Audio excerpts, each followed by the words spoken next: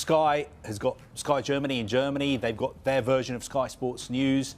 We've got Sky Italy as well. We've got transfer reporters in all these countries. Now, the top transfer reporter in Germany is somebody called Florian Plettenberg.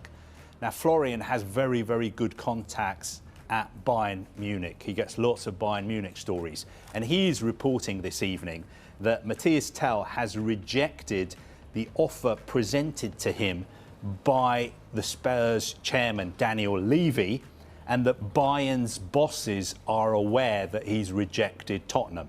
Now, I'm trying to read between the lines, and I would imagine that Florian has got this information from Bayern Munich. He is saying that Tel has rejected Spurs, but he is open to a loan move to, and he's putting it in this order, Manchester United, Aston Villa and Chelsea. The important game, every game is for Manchester United, of course, but Crystal Palace in the Premier League at Old Trafford, what do you expect from them? What I wanted is for my players to understand that this game is in the past. For Europa League, now is a different pace. The pressure will be there, the physicality will be different, the set pieces will be different. We will not have time to think. It's a different game, and we have to be prepared for that. We have to recover the players quite well. We did some rotation, we are going to do the same, and we have to take this feeling of winning to the game to have more possession, more quality with the ball, with our fans. So I expect a very difficult game, but I also expect my team to win. A team, Crystal Palace, with quality, skill and physicality, the likes of Mateta and Eze, the new signing from Millwall. So it will be a tough match, but is it more about what you do and how you focus on yourselves? That of course, you have to look at your opponent, because it's the way to prepare also the game. But in this moment, we need to focus and to give a lot of confidence to our players to explain what kind of game we want to play, and that is the key point to prepare the game. We would change it, but there is no obvious reason for me. You take on Manchester United this weekend. They've now won 3 games in a row. Do you see them starting to make some real progress now under Ruben Amorim? Yes, I can see. So I know Ruben Amorim from his time at Sporting, because we played them twice with Frankfurt in the Champions League, losing 3-0 at home and winning 2-1 away.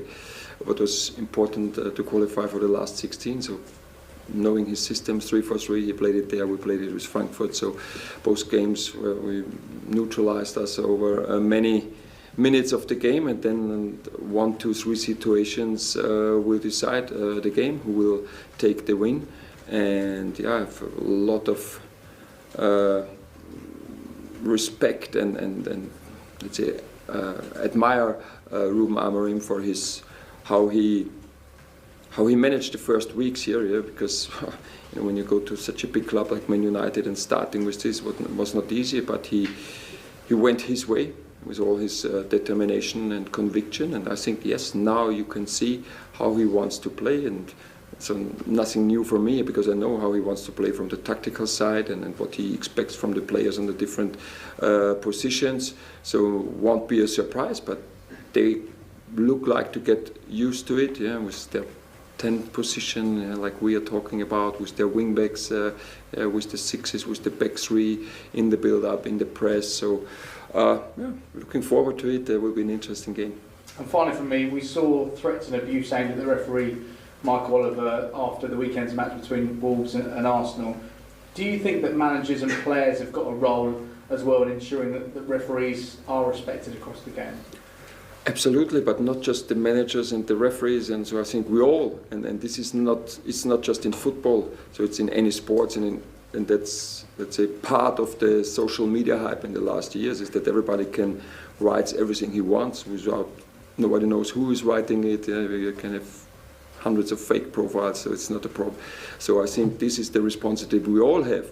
Yeah, because it's never, if it was, I think now with the referee, and it was after when Havertz missed the last penalty in the FA Cup game, I think his wife was threatened in social media, you know, and then we all have a big responsibility to avoid this, and so yes, and